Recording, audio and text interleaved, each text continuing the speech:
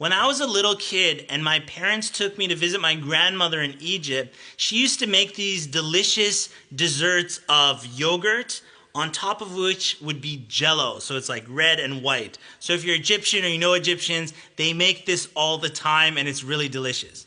So as a little kid, I loved it. Jello, yogurt. What a great combination.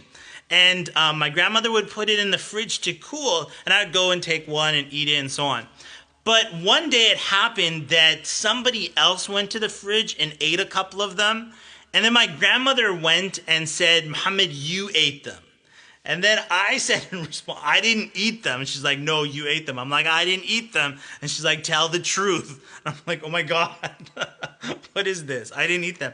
So as a little kid, I said to myself, if I'm going to get blamed for eating the yogurts, then I'm going to eat them.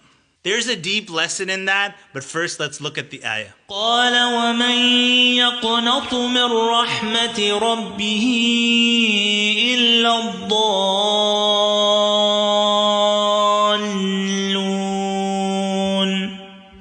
In this verse, the angels came to Prophet Ibrahim alayhi salam, and they were saying respectfully to him, don't lose hope in the mercy of Allah. Now Ibrahim alayhi salam respectfully also says to them in response, وَمَن يَقْنَطُ مِن رَحْمَةِ رَبِّهِ إِلَّا الضَّالُّونَ. He said, who loses hope in the mercy of Allah except those who are misguided? And if you work it backwards, only misguided people are the ones who lose hope in the mercy of Allah. What's really interesting is that this is a very similar statement to what Prophet Yaqub alayhi salam said to his sons. It had been many years and they had lost their brother Yusuf many years ago. And when their father sent them back to Egypt, he said, go to Egypt and look for your brother Yusuf after all these years. And then he said to them, وَلَا تَيْأَسُوا مِن رَوْحِ اللَّهِ. And he said, and don't lose hope in the mercy of Allah. So we see this is a recurring theme amongst the prophets, teaching us that no one should lose hope in the mercy of Allah. And in fact, only misguided people will lose hope in the mercy of Allah. So two things, fear and hope, right? Should you fear Allah subhanahu wa ta'ala, so you fear like I'm going to go to hellfire if I do this and that? Or should you have hope in the mercy of Allah?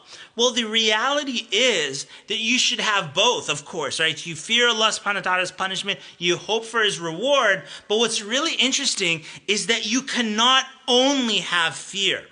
You cannot only have fear. Because if you only have fear and you have no hope in the mercy of Allah, then you will be misguided and you'll go to hellfire. It's back to the yogurt and jello thing. Remember I said that if I'm going to get blamed for this, or if I'm going to go to hellfire anyway, then what's the point of doing good deeds?